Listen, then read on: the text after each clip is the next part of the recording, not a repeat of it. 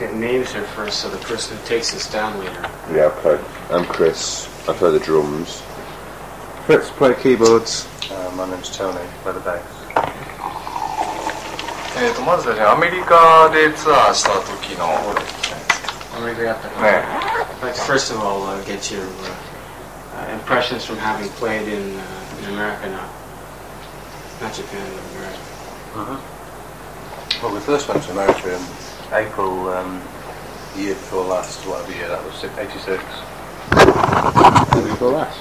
Last year. Was that the first time last year? Yeah. Okay, last year. April, we did a short tour on the west coast, did Los Angeles, San Francisco, a very small place, Santa Clara. We did some gigs on the east coast. That was it really. They were great, we got very well received. It was mostly a promotional thing. Got very well received over there. We returned again in the summer and we did like 40 dates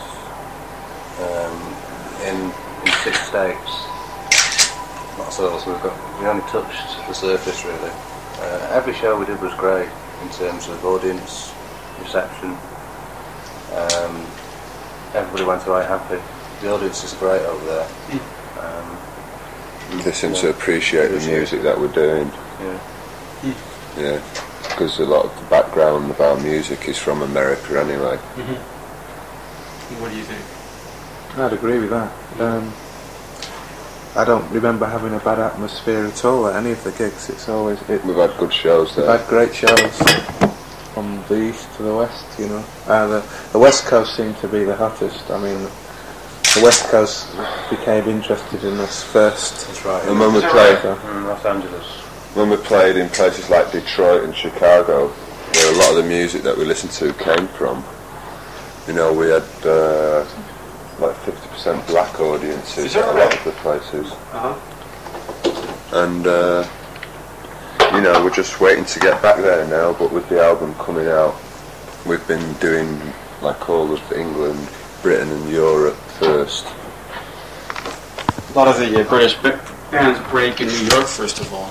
For us it broke out of the West Coast first. Actually on the Like radio stations. Yeah. Holding Back the Years was the first thing that I noticed there, and that started to cross over. We had a dance floor hit with Money's Too Tight to Mention before Holding Back the Years. That was number 1 in the dance floor charts, and Come to My Aid got to about number 10 in the dance floor charts, but really that's not, doesn't mean anything, the dance floor chart, you know. Yeah, right. But people heard us through the clubs, which is good, because we're not just a ballad band and we don't want to be known as just a ballad band like with Holding Back the Years. キーボードのもうそうです。キーボード So の we cut out the translation part because of waste time. We do I was wondering what you were going to We understand the Okay, that's fine. do. Okay.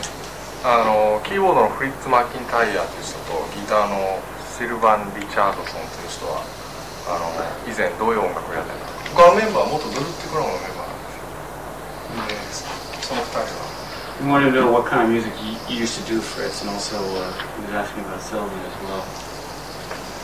What kind of music I used to do before Simply Red? Yeah.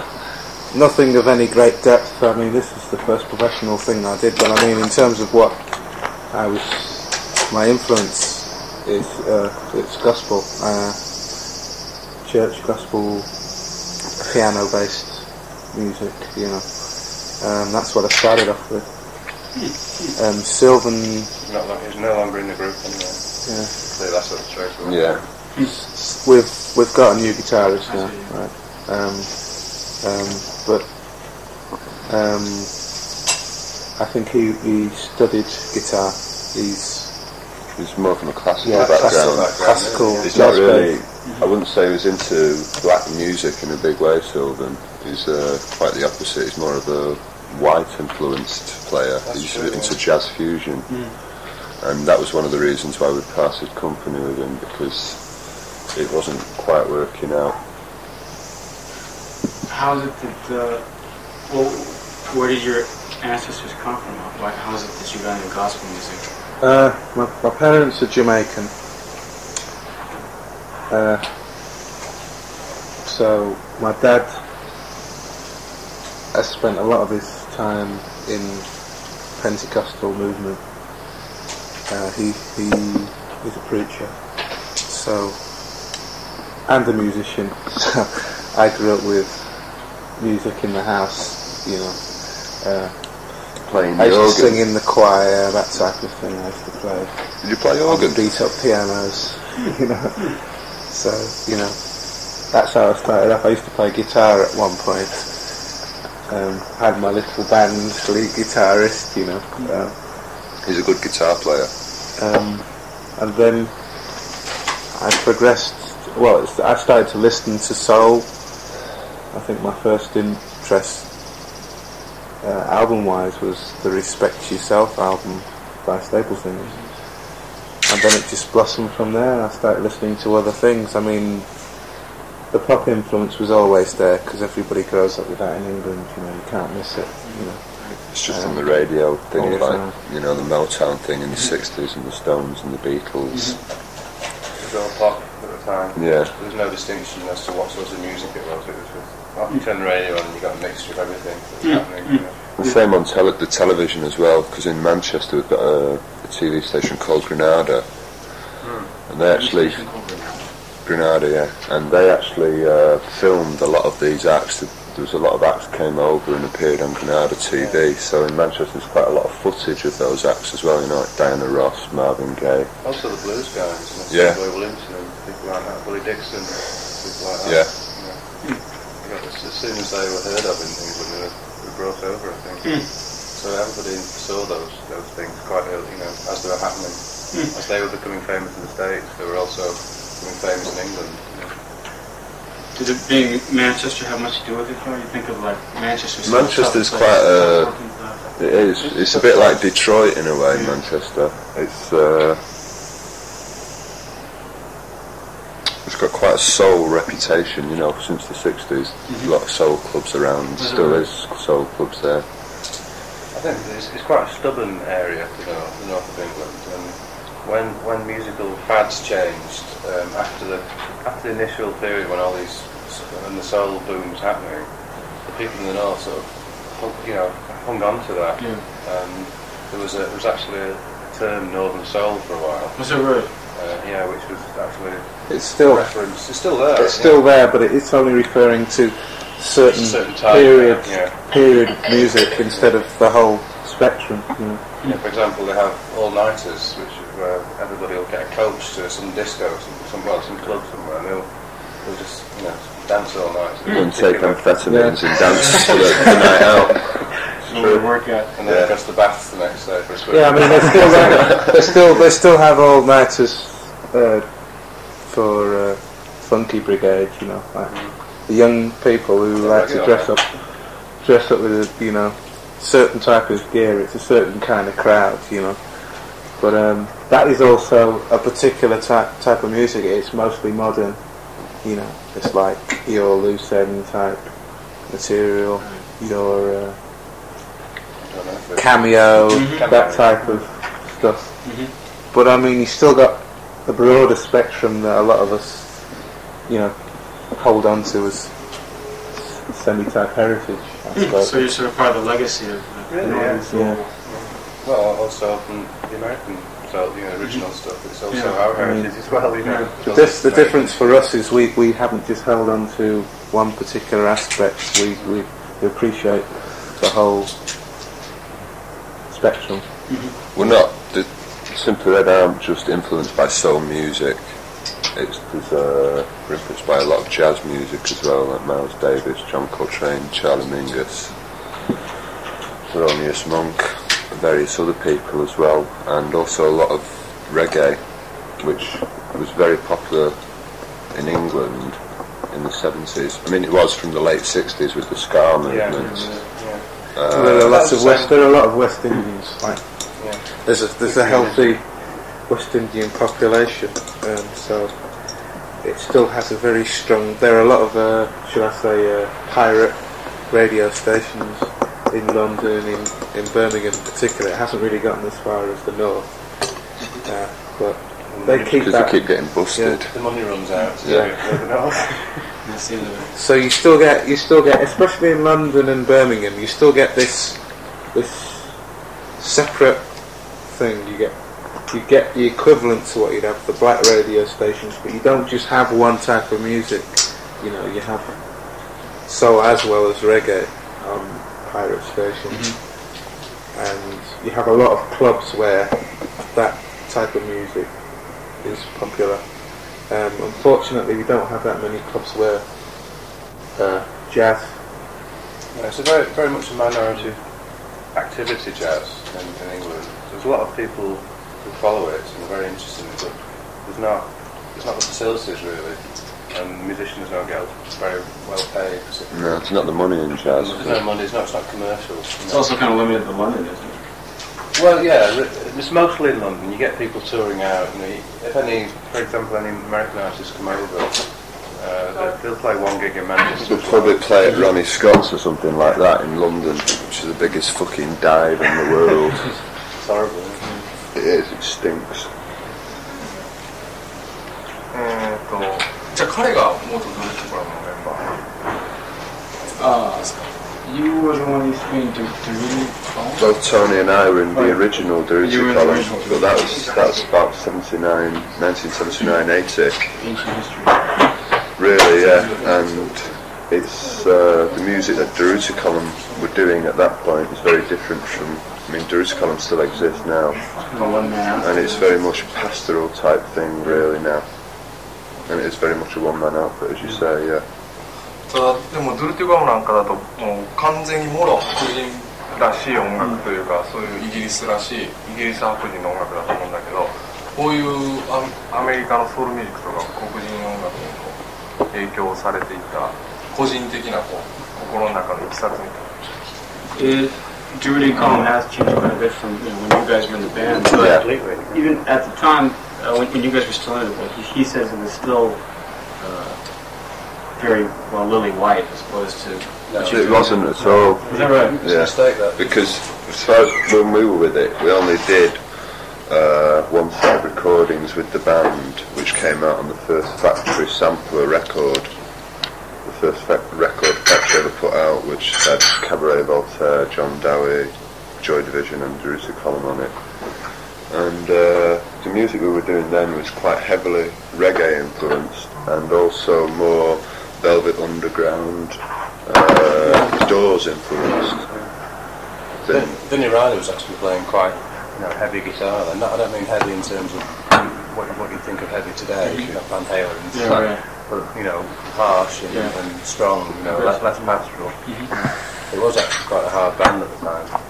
Is that right? Yeah. I mean, the first album that Daruta column put out sounded completely different from the band. That wasn't the band then either. So it's not a matter of you guys having gone through any great change or anything. No. This is good. No. We've always stayed. We've just expanded our musical knowledge, with jazz and more reggae and things. 最近のイギリスの新しいソウルムーブメントとかジャズムーブメントっていうのは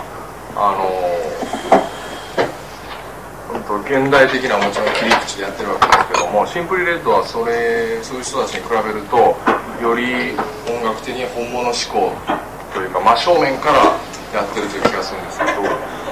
A lot of the jazz or soul stuff coming out of Britain right now doesn't quite sound as authentic as you guys. We agree. We don't have any time for many of our contemporary artists in England. We don't listen to their music and we're not really into them. We don't feel part of any movement with those people. You don't feel affinity for any other artists? No. I mean, it's not got anything to do with a lack of respect for other human beings. It's just a question of personal taste, basically. You know what I mean? I don't think we share the same roots. We're not in the business of reproducing classic material just to make money. I mean, we have a lot of heroes that we listen to, right? But we don't want to do any injustice to classic material if we can help it. I mean, it's always questionable when you do a cover version whether you're doing damage or not.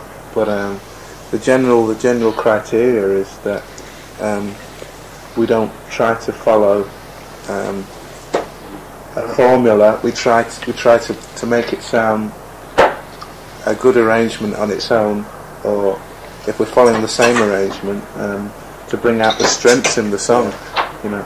And inject a bit of new life into it. We're not copyists, you know. We use the roots that we use is purely inspirational and for information. As musicians, you know, you need that information from good music. So, you know, we're poor copyists. Do you think there are that many people just imitating? I think there's quite a few people who just hear something and actually just imitate it without actually penetrating the depth of it and what it's about. You know. For example, reggae. Reggae isn't just chink, chink, chink. It's the space as well as the chink that makes it particularly interesting. And a lot of people, they don't bother to study the depth of it. They just hear it on the surface. I'll write a song in that vein and leave it as a superficial thing, you know. And for me, that's an insult to reggae, because reggae has some great significance. I mean, I've got some great moments from listening to it. You know, I mean, there are certain artists who've done masterpieces, as far as I'm concerned. Keith Hudson, Lee Scratch Perry, King Tubby. You know, there's. We listen to. So most people think of reggae as Bob Marley initially. Bob Marley is just one artist he was the one artist who became universal because of his lyrics as well. That's not to take anything away from what he's done. I mean, he's there and he stays there, you know, as a recognised, very good artist. But there's a whole gamut of other artists, and I think because England had this connection as a West Indian community, and so we hear that there's a whole pile of dub reggae music, which I don't know if you know about in Japan. Yeah, sure. You do. Well, yeah. I'm only saying that because not everybody knows about it. And we listen to a lot of that because it's much more broad. You know, there's a lot of space in it. It's a different style. We listen to a lot of that as well. You know, we're influenced by that as well. It seems that one of the major strengths of British bands has always been the ability to sort of take a little bit from here and take a little bit from there and kind of sort of mix it all up into their own little palette of sorts. I think the mistake that can be made both for commercial or economic reasons is just to become formularized. And you have a sound, it's a successful formula, so you keep everything you do, you keep creating that formula. And we haven't come up that way, and we don't want to start becoming that. You know, that's what we're saying. It's not an elitist kind of mentality. It's just that what we've done so far has just happened to come together quite naturally, and we don't think we should now, because we're a successful band, change that formula. You know, or maintain that formula, should I say?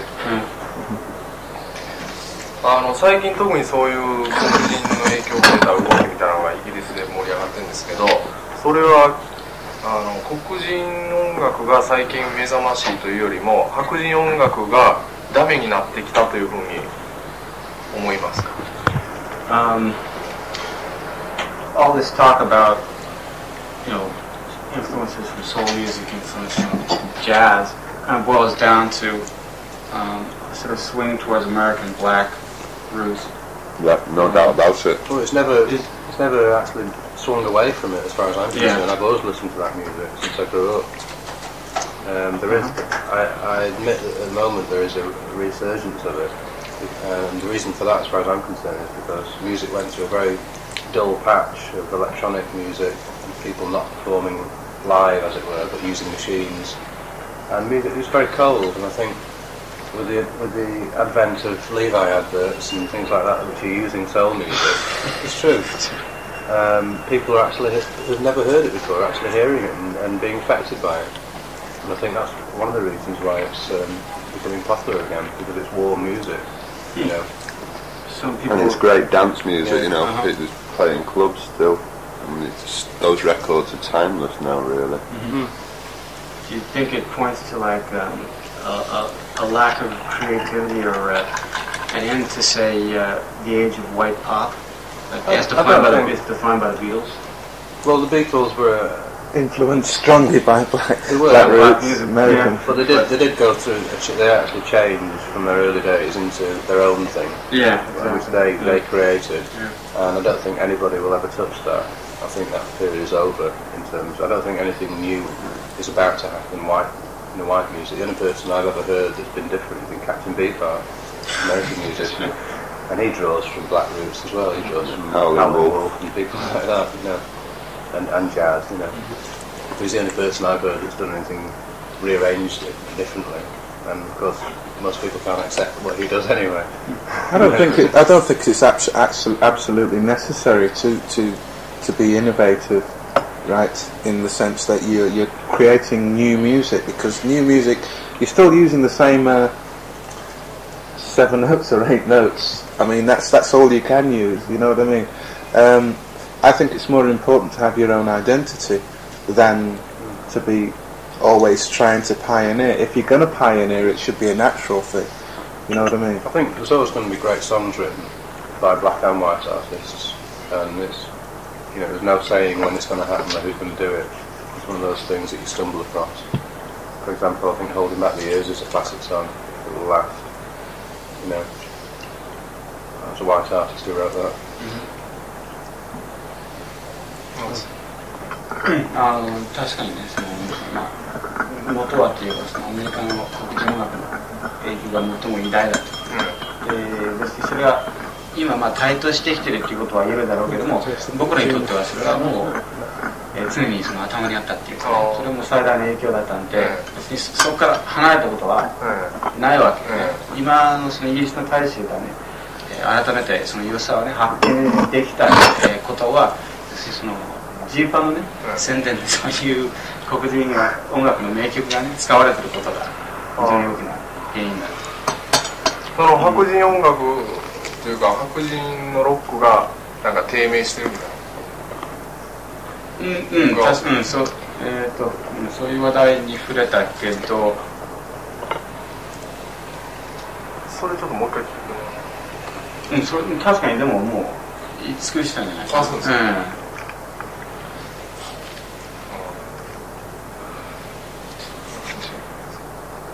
We started a bit late, so... Yeah, we got until a quarter after.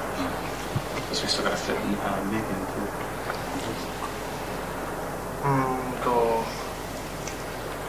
じゃあ下世話な質問なんですけど、ミック・ハックネルにスポットライトが当たることに関してメンバーとして不本意な部分がないか、もっとバンドとして評価してほしいと思ったりする。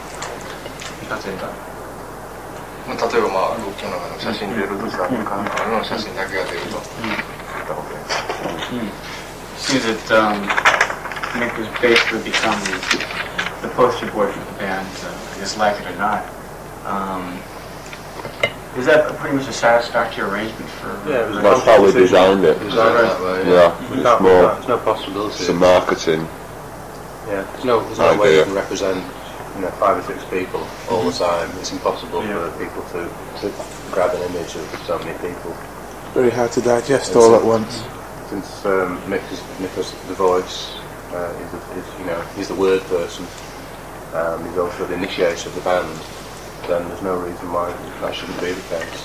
That's what he's happy about. But we do work very much as a band. Yeah. When Mick writes, he gets the lyrics and basic chord structure of the melody. And brings that idea into the band, and we all work out our own parts then individually, and it's very much once Mick's come in with that idea, we take the idea and make the music around it. 特に不満も何もないっていうか、もともと意識的に彼をリーダーっていうふうに出したんでね。でバンドの場合はね、ステージなんていうのかな、例えばシンピーレッドの場合はシンピーレッドイコールミック・ハックナルっていう一番理想的な図式なんで、っていうのはね、リーダーが例えば2、3人いるとちょっと普通の人にとってそれは飲み込めないというか馴染めないんだよね。せいぜい1人をリーダーにしといてその人を前面に出した方が分かり納得のいく形になる。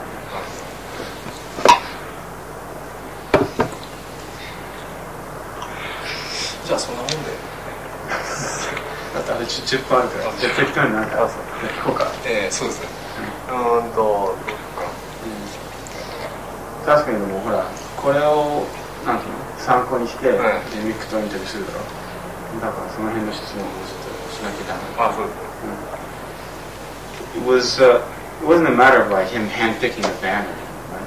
Well, The band is handpicked. it's handpicked, yeah. Yeah. But through natural selection, Manchester's not a very big place. Yeah. But, initially, our manager, Elliot Rashman, was very much a part of it. It still is, because he's somebody we know. He's been a friend of Mick for, I don't know, 4 or 5 years now. Me and Chris have known him longer than that. And he helped an awful lot to actually find people and to Suggesting the right people for Mick. Yeah. I think he found you in a way, didn't it? Through Woody. Yes, that's right. It's amazing that they would go to you, who really had no professional experience. Well, we all played. Well, We've been playing for a while before. You see, that for us that's never been the criteria. It's not. I mean, we've got a new guitarist now who hasn't really had that much professional experience, but that's not the criteria. It's a question of whether we can get on, and whether he's got the ability, and whether he's prepared to grow like we want to grow. It's very much a family business, family affair, if you like. And there was never any intention of hiring outside session musicians that weren't known, because we wanted an organic band that can live together. I don't mean literally, but since we're on the road, we live together. Yeah. We can get on and share tastes in music and humour and everything else, which is how it is at the moment. Which is why I think a lot of the success is due to that. The fact that we are an energy force within ourselves. Also, even though I haven't played professionally before, I have since maybe 6 years before joining this been doing semi-professional things, working in the studio, on and off situations where sometimes I got paid, sometimes I didn't. I mean, I did all of my preparation before this. There's a very thin line between being professional and not. Yeah. The reason why I say I working wasn't, your balls off, even though you're not famous or you're not, you're still on unemployment benefit in England. That's where a lot of musicians start.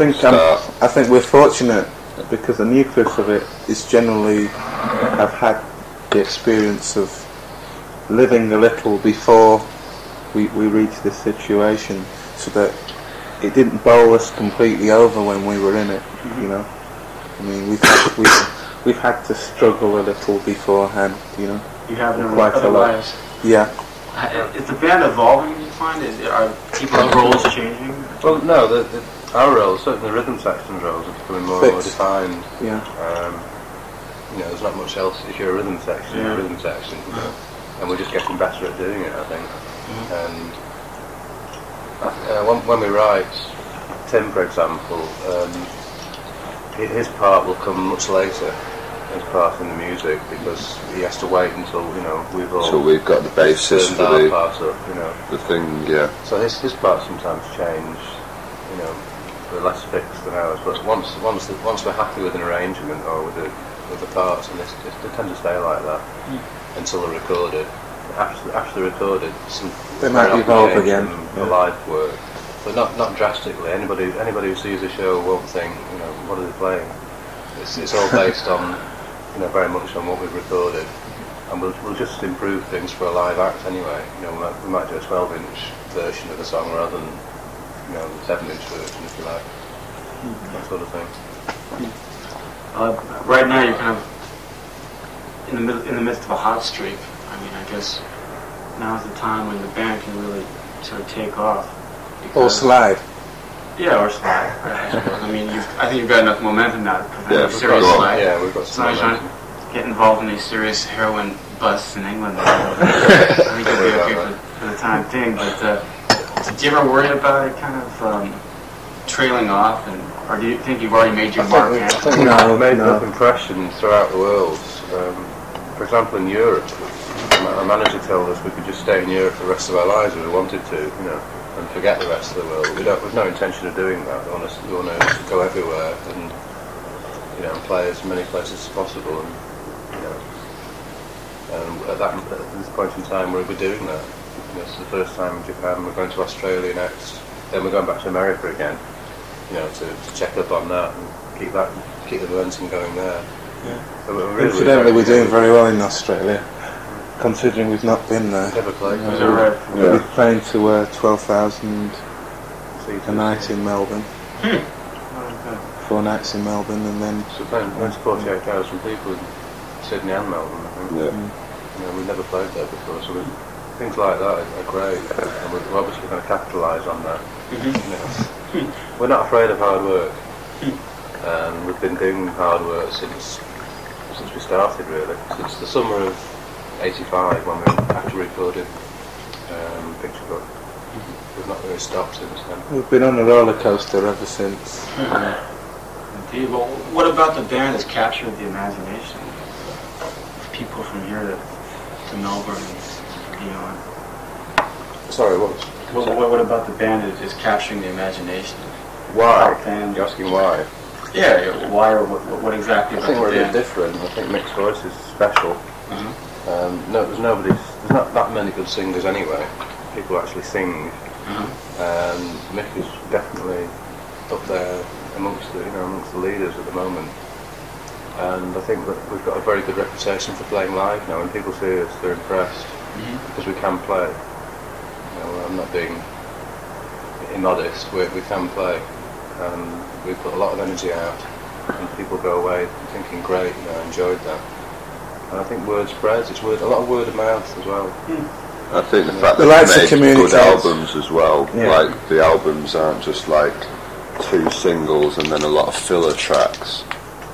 We work on each track until we're happy with it. Yeah. We won't just have any throwaway tracks ever.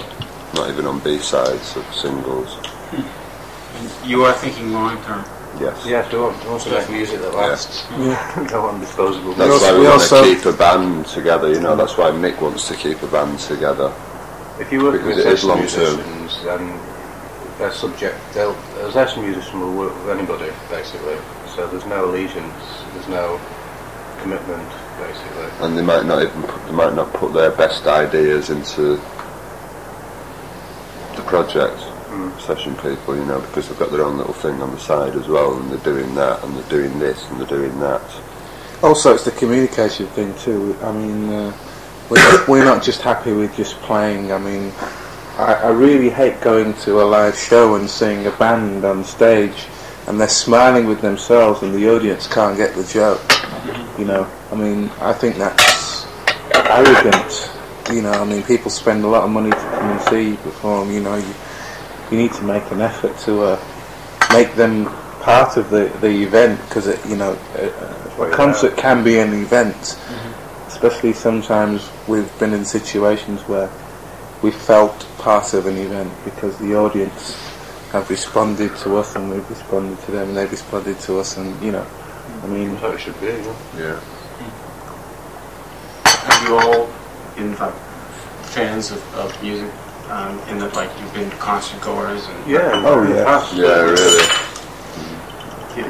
I mean, now you really don't have time to see much, I'm sure, but does anything come to mind, really great concerts you've been to? Maybe The concert that made me start playing the bass was seeing Grand Central Station in 1975. I couldn't believe it. There was a Warner Brothers roadshow, and there was Little Feat and the Doobie Brothers, and Tower of Power, Montrose, I think, and Graham Central Station. And Graham Central Station wiped the floor with everybody, completely. And that's when I saw Larry Graham. Fine, this is how you can play the bass. So how about your other guys? me, I saw Parliament, but I didn't see them at their best, but it still blew me away. I saw it just the whole thing was so left field. Right? I mean, they destroyed the American Army uniforms. They completely obliterated any kind of sense of it. You know, I mean, they had trousers on back to front. You know, no zips. You know, they had nappies on. They had anything you could think of, you know, that's, you know, and the music was still like coming at you like this heavy funk, you know, and everybody just went apeshit when it happened, you know, and they just funked for 3 hours, and I thought, well, you know, they might be out of their heads, but you know, they're really enjoying what they're doing. They're obviously enjoying what they're doing, and that meant more to me than a nice organised, nicely rehearsed, nicely choreographed, because nothing choreographed was going on. It was loose. You know? I mean, at one point the drummer took his sandwiches and put it on his snare drum. He was just playing his hi-hat and he was eating it, and he was triple beats on the bass drum, and his hi-hat was going off, and he was there and he was eating his sandwiches, and I was going. Has to make you wonder what kind of sandwich you were eating. No, it just made me wonder, you know, that he knew his rhythms so completely that, you know, it was second nature to him. He was, you know. So I eat sandwiches during every performance that we do now. Something about a sandwich brings out the best in you. I just appreciate some of that left field behaviour. I mean, I think George Clinton's a nut, but he's also made a few statements in between that nuttiness, and you know, I like people like that. Me and Chris went to see Elvin Jones recently in London, you know, just on a night out, just to see him. It was great. You know. He didn't eat sandwiches. He didn't know. He went like he this didn't all the need time. them. He was like that all the time. All he uses is towels, lots of towels. Yeah. It's very wet. We saw Buddy Guy as well. Buddy Guy in Canada was great. Yeah, Just in a little bar. Yeah, a little bar somewhere. It was fantastic. We're getting the sign here from the record company people. You got enough there? Yeah, thanks a lot. Great. Okay, you're Got welcome. everything we need. You going to see Mick and Tim now? Just engrossed in your magazine, man. We've got all 22 minutes to get this out of the way. まず順を追って聞きたいんで、一番古い話はあるんですけど、フランティックエレベーターズというパンクバンド、どういうバンドだったのかと。First of all, we're going to go back a couple of years, but what kind of band was the Frantic Elevators?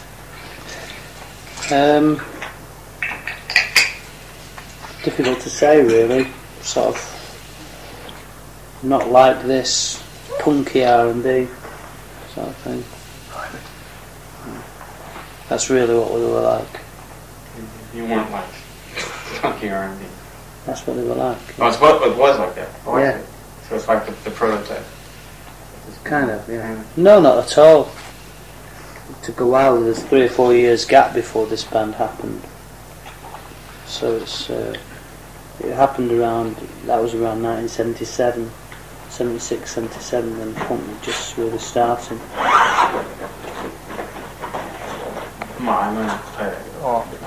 Yeah. その頃から彼がすごくソウルっぽい歌い方するシンガーだということで評判を得てたということなんですけど、そのバンドでこうだんだん欲求不満になっていったりしなかった。It was at that time that people started talking about you as this very soulful, up-and-coming singer. Were you dissatisfied with that with the situation at the time of being in that band? じゃあその頃からすごく音楽志向が強かった。パンクムーブメントっていうのはむしろこうなんか政治的であったりとかこうなんかぶち壊せとかそういう中にあって音楽志向だったということなんですね。For you, the main thing was mainly the music, though. It wasn't like the fad at the time. It was sort of a punky type of thing, right?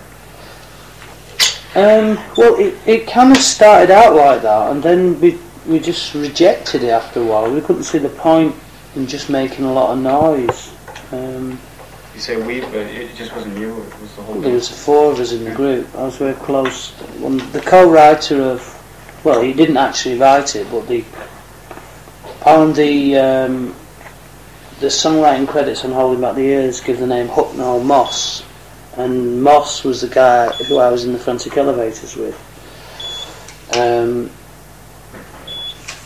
We were really interested in we liked the Sex Pistols and we liked the Buzzcocks, and we liked Television and Patti Smith, things like that, and Iggy and the Stooges and MC5, Velvet Underground. So after a while, with the contemporary English scene, we just weren't very interested in what they were doing at all. It then brought about the advent of silly music, really, care of Spandau Ballet and stuff like that, which I didn't really take very seriously. So then I started listening to R&B again, rhythm and blues, Gene Vincent, Sonny Boy Williamson, Muddy Waters, Howlin' Wolf, stuff like that. And that kind of brought you back. Eventually brought me back onto the track of soul, funk, reggae, jazz, which evolved over a period of years, really, from about 1978 to the present day and forward, but until about 82. I didn't even really get anywhere near forming A Simply Red until 1983. そのパンクに興味を失い出した頃っていうのは、世界中見渡してもね、その興味を起こさせるような音楽っていうのはなかったのか。もう戻る以外にね、他に。When you first started becoming disenchanted with punk, was it R&B that you first started to go for? Yes, I just found that punk it's very good being anti-establishment and rebelling against the politics of the music business, but the mistake really takes place when you start to reject music. After all, that's what you're doing, is making music.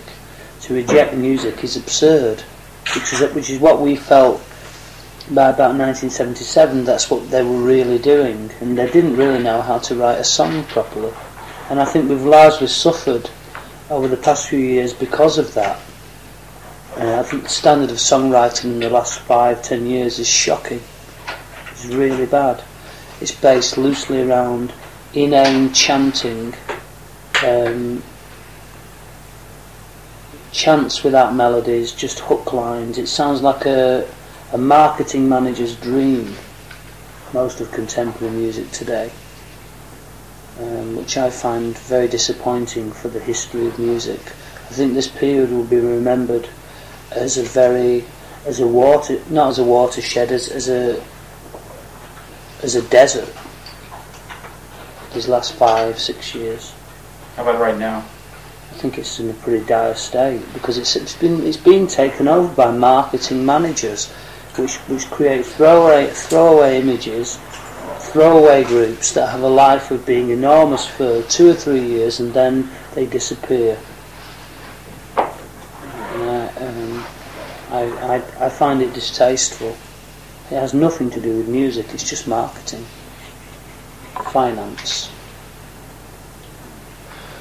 ファーストアルバムの時からそういう彼の考え通りにすごく音楽的にね構築された、レコーディングの仕方曲作りをしてるんですけども、それはむしろそういうなんか音楽が低迷してる状況に対してなんかアンチテーゼとしてやってやるみたいな気持ちでああいうレコードを作った。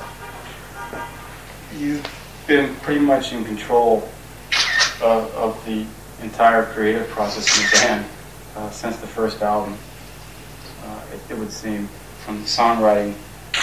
Well, I mean, you can't control guys playing their instruments, obviously, but to handpicking the band, and even I guess for your live presentation, as well as being the poster boy for the band, as it were. Is that because you had a definite concept in your mind? You knew exactly the kind of music you wanted to do? Yeah, I know what I want to do, I do have a lot of control, but it doesn't. it's done in such a way as it doesn't limit the rest of the musicians. The rest of the musicians have an ability to create within the framework that we've designed for it, really. And to ask his question there, was that it's basically been a backlash to the musical desert you had seen around you? In my opinion, yes. I mean, whether we've succeeded or not is, in a way, I think time will tell. But I'm more interested in writing in a traditional sense than writing in what I think is the latest fashion, or is going to be the next big thing. The difference between us and, say, some of the people we're compared with, like, say, Alison Moyet, the Style Council, and all those people. I mean, like, the recent quote of Alison Moyet is that she's tired of all this soul fashion and wants to go and do something else. For me, it's just absurd, because if you're either doing something or you're not doing it, and to suddenly, for me, that implies that she's doing it because it's fashionable, and we're not doing it because it's fashionable. And in many respects, I think we almost started that fashion of it, and yet we have no interest in fashion whatsoever, in the whole soul thing. We do it because we like it, and in fact it's one of the reasons why we don't sound like anybody else, is because we have no interest in fashion and trends whatsoever. I'm more interested in the writing of Cole Porter, Holland Dozier Holland, Lennon and McCartney, Jagger and Richard, Bob Dylan, Neil Young, great songwriters, Burt Bacharach, Hal David, Smokey Robinson. I'm more interested in that tradition of writing than what is the next new thing. You know. Fashion is usually out of date before it even comes out on the street. そういうふうに、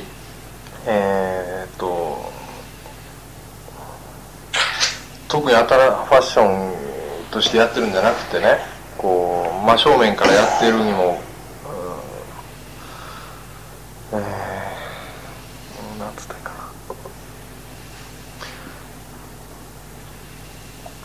な。にもかかわらず、その単に、先祖返りとかね、そういうふうに言われることに関して、彼自身はね、自分たちのなりのこう現代的な切り口っていうのをすごく意識してやってるのかな。How about reacting to criticism that say you're just kind of dragging R&B spirits from the closet? How would you respond? Well, I'd respond by saying that's exactly what, if that's what we're doing, it's exactly what John Lennon and Paul McCartney, Jagger and Richard, Elvis Presley, Frank Sinatra, George Gershwin, Bing Crosby, You've got to look the band, Bob Dylan, did. And that's quite nice company. I'm quite happy to be in that company. You have to look back to be able to create something that's worthwhile and it's new but also worthwhile. And that's what all those other people did. And it's just a stupid art. It's a stupid criticism. Say that you. They criticise those groups for exactly the same things. Yeah. So really,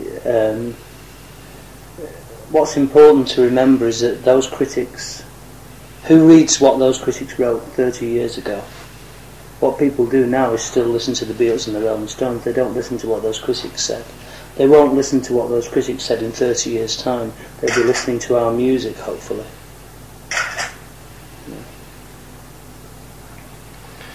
Yeah. それでそのファーストアルバムがだんだん認められて売れて、それで今回のセカンドアルバムを作るときに、特に意識して何か新しいものを付け加えようとか変えようと思った分というのはありますか？ After you completed the first album and taking into account reaction to it, taking into account the finished product, was there anything you consciously wanted to change about the band, about the music you were doing? After the first album? After the first album had kind of passed by as water under the bridge, and it came time to do the second one? Well, in a way we did, yeah. We just... There were lots of things we wanted to improve upon, I think. Naturally, I mean, in between doing the first one and the second one, we've been touring and we've been permanently on the road. And as a group, we've grown a lot stronger, both musically and we knew more about how we wanted to sound on records. So we had a much clearer idea when we went to do the second one. But look, I think we'll always need to improve on everything that we do. You know, so it's part of the inspiration of making new records. If you don't have that inspiration, there isn't much point in making a new record. Well, I mean, some people, I guess it's just a matter of kind of recording the band's progress at the time, as opposed to well, that's the beauty of recorded music, I think, because if I have a musical career in 15 years' time, I won't sound like I do now. I already don't. The second album doesn't sound like the first album, vocally speaking, let alone any other instrumentation. That's one of the beauties of it, because you can then look back. I mean, imagine how, say, Mick Jagger feels listening to the Rolling Stones' first album, which was recorded 27 years ago or something, 1962, 25 years ago, that's incredible. And that's the wonder of recorded music. Even more so now because of the advent of compact discs. Because finally the public can hear what the musician made in the studio or on the stage as it was, exactly as it was, which is wonderful. なんて言ってました質問なんだっけ今回のセカンドアルバムで何かあったんですかいや、なんていうのかな、ただ、そういうそういうなんかこう he's read, I guess, some background, some bios on you, and said how back when you were a punk, you were sort of exactly that, sort of angry young man who basically had nothing to do and nowhere to go in Manchester. I don't know if that's true or not, but he wasn't.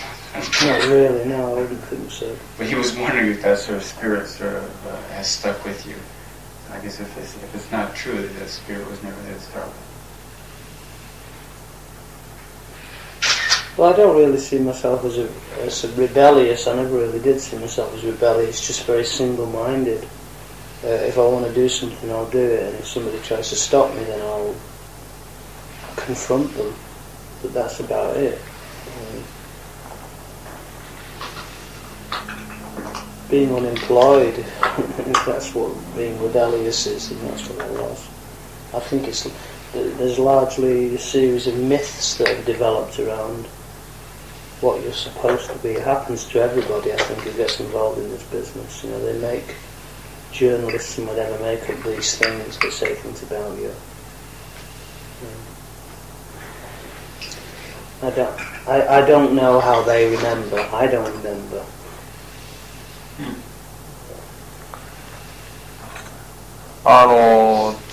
なんか泥棒入ったりとか何回も常習だったりとかね、あと飲んだくれでどうしようもなかったって言うんですよね。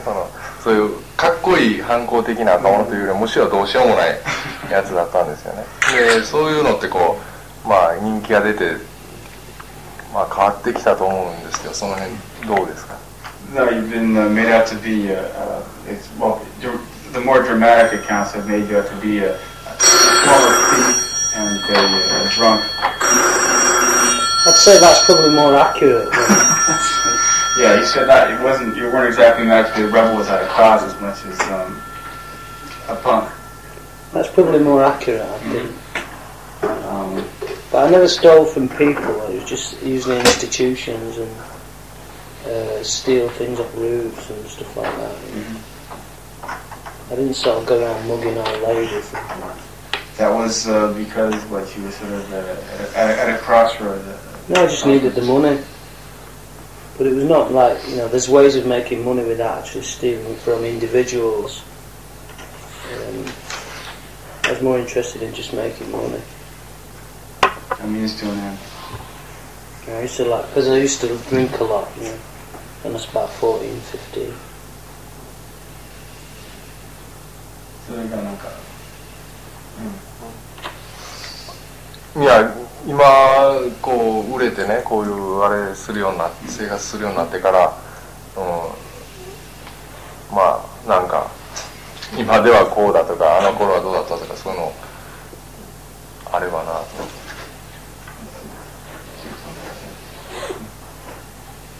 じゃあまあいいや。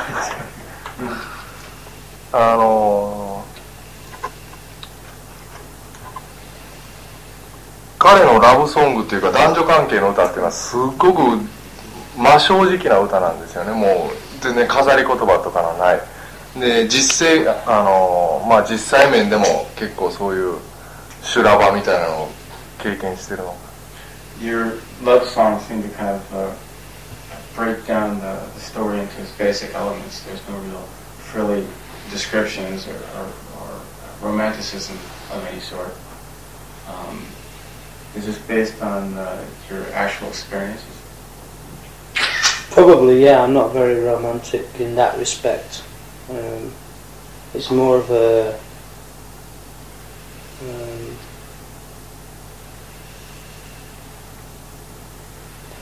it's not like girly magazine romanticism.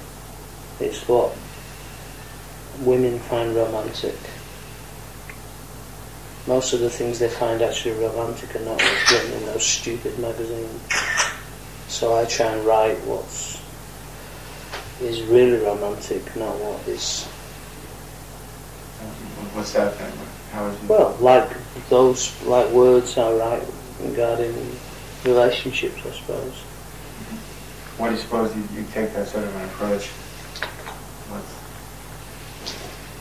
Well, it's just letting somebody know you have affection for them without it being all sugary and pathetic, you know. Which is the course most people select, but you're different. What do you think makes the difference? I just don't like that shit. That's all. On a personal thing. Yeah.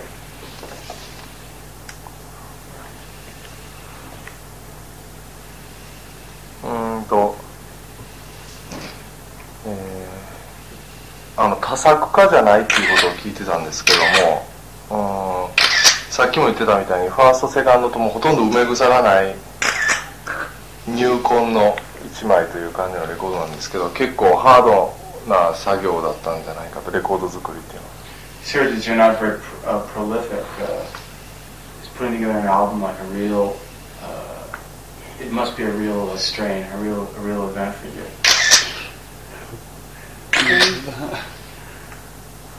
Would you say I'm not prolific? You could help us out here, Tim. Well, we've never had any trouble putting albums together. Mm-hmm. We like to take a long time because we like to kick all the shit out of it. Pretty much it's heart and soul, all the way. Well, yeah, it's not. I don't like putting fillers on albums, and for me, it's got to work as a whole entity. I don't want to put one single bad track on it, so it just takes time to get that right. I always insist with the band that we play things for months before we even go to record it. That's what normally happens, you know. We'll try stuff out while we're on tour, and then when we actually get to the recording process, it's usually really quick. I mean, Picture Book was recorded incredibly quickly, and Men and Women was, in comparison to a lot of other artists, it was a quick album as well. It would have been quicker if we'd have done it in a slightly different way. It was, you know. We just take our own time. We do it in our own time, and I think. Prolific is a peculiar word, because if prolific means writing lots of songs, then I'm definitely not prolific. But I think in terms of in my opinion, well, it's not really my opinion that counts, but I think that there is, I try to write songs that are good. I try to write good songs. I try to make sure that all of them are good, not just one of them, but all of them. So that takes time, and I can spend 2 or 3 months on one song, and yet I can also spend 45 minutes on one song. One of the tracks, maybe Someday, which is going to be the next single, was written in 45 minutes. And so was Shine. Shine was written, the one with Diana Ross was written in about an hour. The Right Thing was written in about 3 or 4 months. You know, so there were no rules to it, and whether I'm prolific or not, I don't really care. It's just not important. I'm not out to prove anything to anybody. これだけ売れてね、これからこう、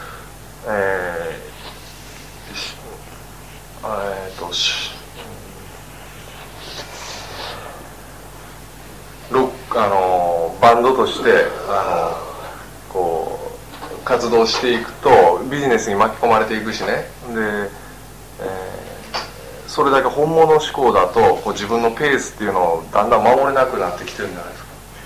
Do you ever get the feeling that it's going to become a business proposition? It's like the thing is snowballing right now.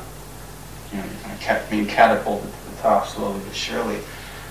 Do you ever fear losing control of it, and that you have to get an album out at a certain time? You have to start catering to certain people.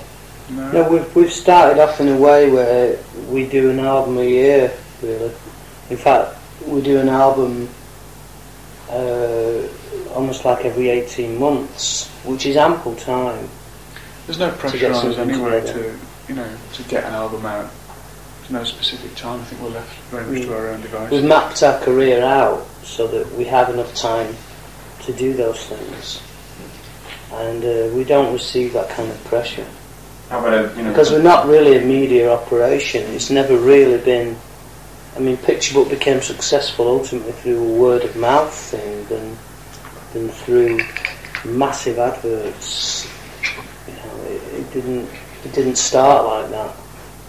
And even though they did a lot of work on the second album, it was largely bought initially by the people who bought the first. And we're still very young into that. So we'll see how well this second album sells comparatively. But you don't know how these things get. A new outfit will put out a couple of... What was the most important album? You know, they were saying, how can they make a better album than the first one?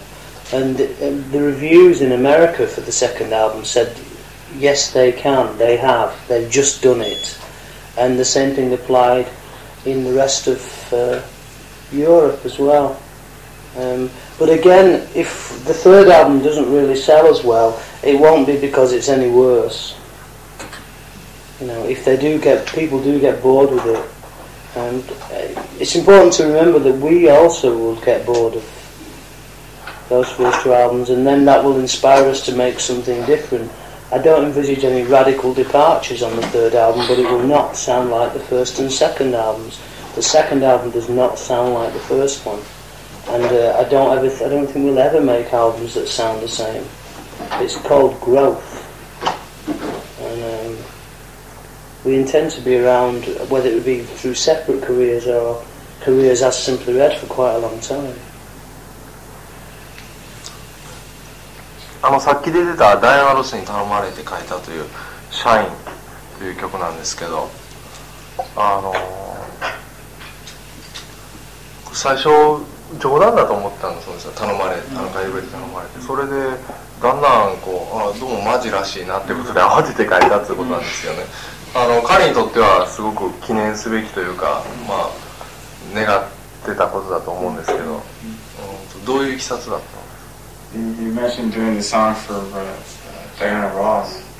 She hears it apparently you didn't think was serious at first. You didn't think she was actually asking you for a piece of music, but then it sort of you found out later that it was really something she was asking for, and you sort of put together the song as quickly as possible. But what were the actual circumstances surrounding that? Somebody had mentioned it to me, and I'd not taken it that seriously. And then we did the TV show with David Brenner in New York. We just done a show in Miami. We flew into New York to do the David Brenner thing.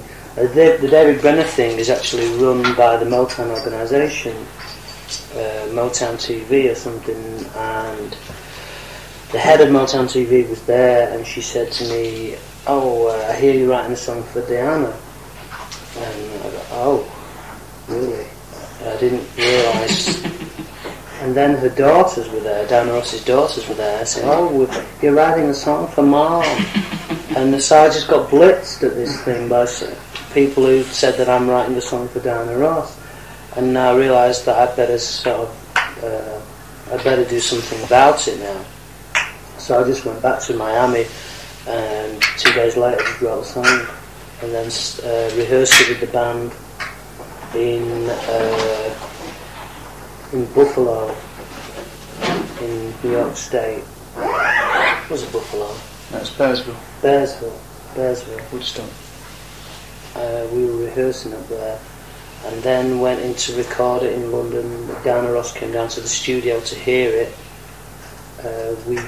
She took away a cassette and the words, and a few months later it came out on record. And that's the last I've heard of it. Yeah, right. Yeah. It's kind of she just came out of nowhere, wanted a song, got the song, and that was the end of it. No thank you or Nothing. not even a free record in the mail. I didn't even get a record sent, no. Is that right? That seems like a rather cold response. Well, I mean, she put it on her album, so... Can't ask for more than that. Huh? Yeah. What did you think of the final product? I prefer ours. But that's my opinion, you know. I think that I don't like the production on the record. I think Tom Dowd should retire.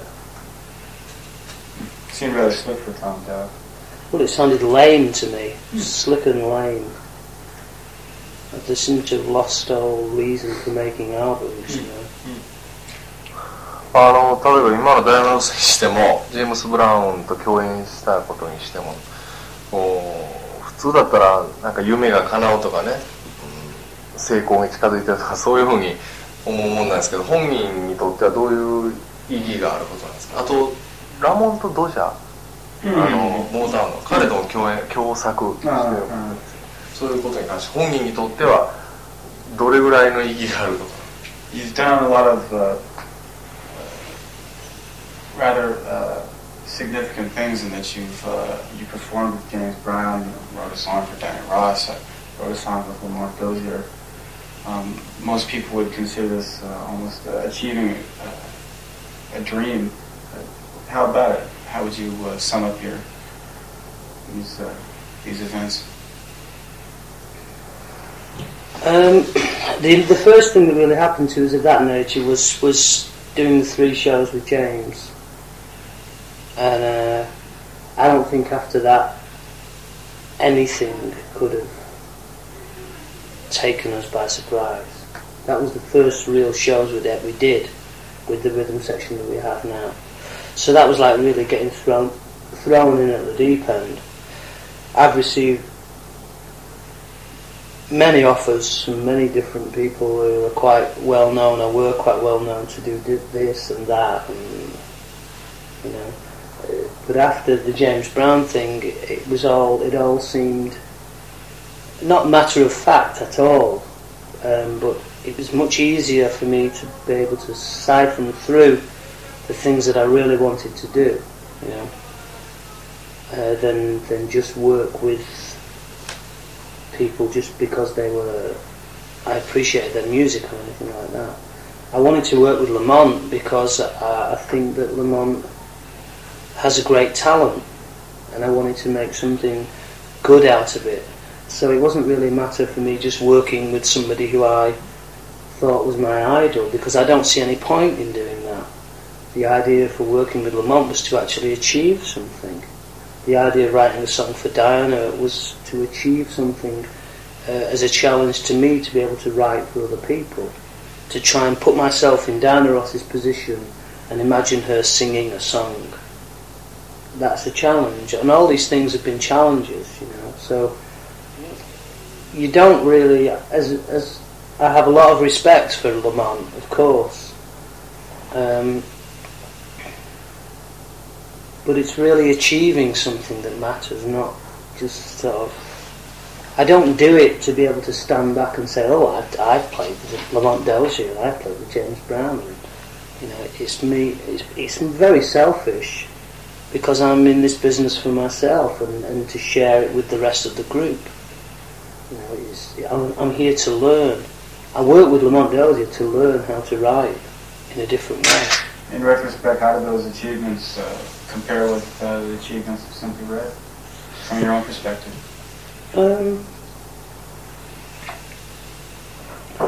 Well, they were so intertwined with Simply Red. You know, it was Simply Red who played with James Brown. It was Simply Red who recorded Shine. It was Simply Red who recorded the two Lamont Dozier songs. It's difficult to really distinguish in that sense because it was all part of our achievement.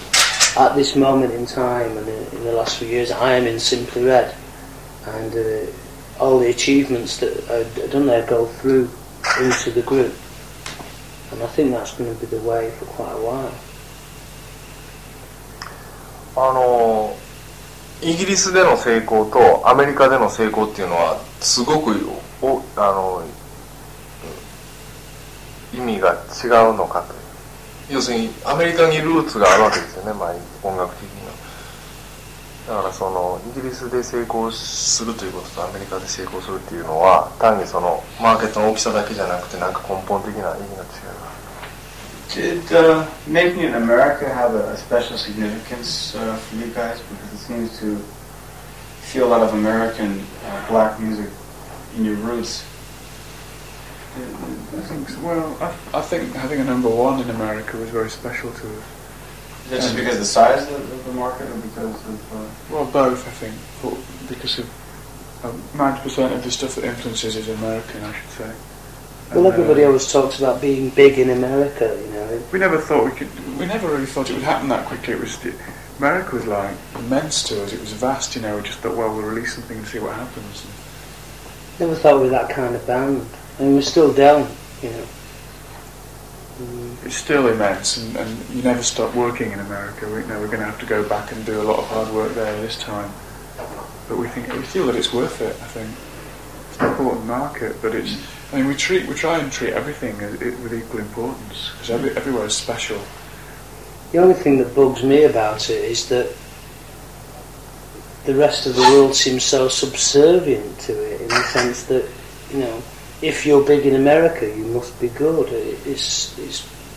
I mean, a lot of what's popular in America is crap. It's just crap, and it wouldn't even get into the charts maybe 10 years ago in England or in some of the other countries. And there's so much emphasis on whether or not you're big or small in America that it just gets my nose. I mean, if you're in America and you're big in America, fine. But if you're Japanese, it shouldn't, or if you're in Japan, it shouldn't really matter whether you're popular in America or not. Surely Japanese people can make up their own minds as to whether they like it without American influence telling them that it's good. And the same thing applies to everywhere else. England is as guilty of it as anywhere else, because we became, after the success of the number one of Holding Back the Years in the USA, England all listened all over again with fresh new ears, and we were suddenly like hailed as this, you know, getting awards left, right and centre and stuff. And I just thought it was pathetic. It just because it just made me think, well, do you have your own identity or don't you? You know, it doesn't have. It's not. I'm not showing disrespect to America about this, but I really do think that people should be not fascist about it, but should have their own minds made up without listening to what they say all the time. You know, I mean, the magazines over here print what's hot in the US charts. Why do they give a shit? You know, what's the big deal? Well, I think it's kind of an acid test, because music, I think pop music is probably more firmly rooted in America than anything in the world.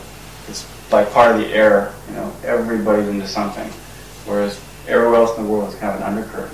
At least in Japan, you know, maybe in most European countries, it takes a backseat to everything else. So in America, it's very important. So that's why it's considered sort of an acid test, I suppose. Maybe. And it's pretty important in England. 最後に次の人たちについてコメント、一口コメント。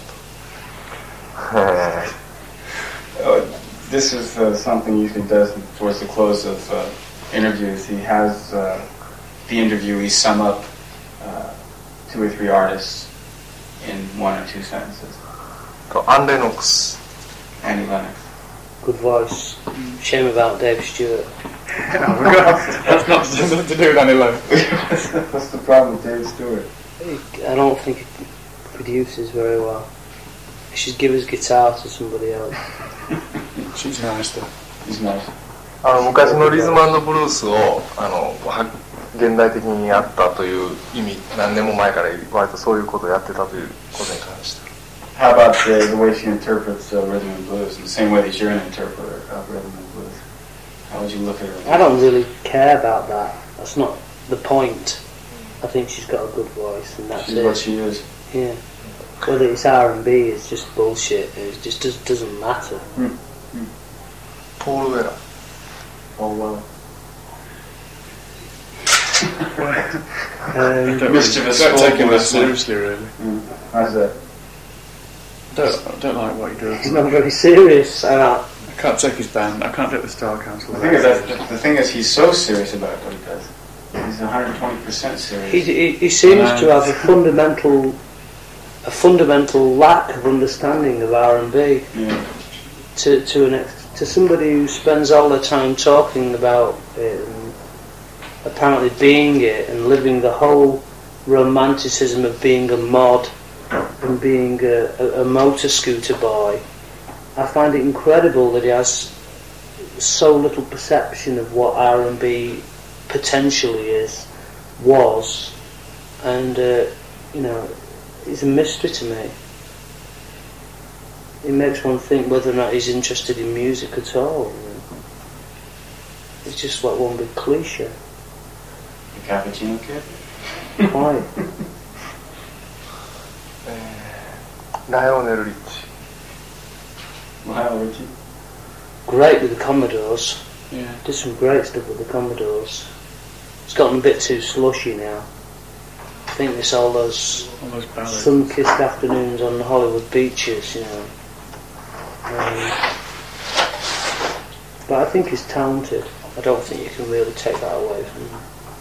Can't write him off yet. No, I don't think so.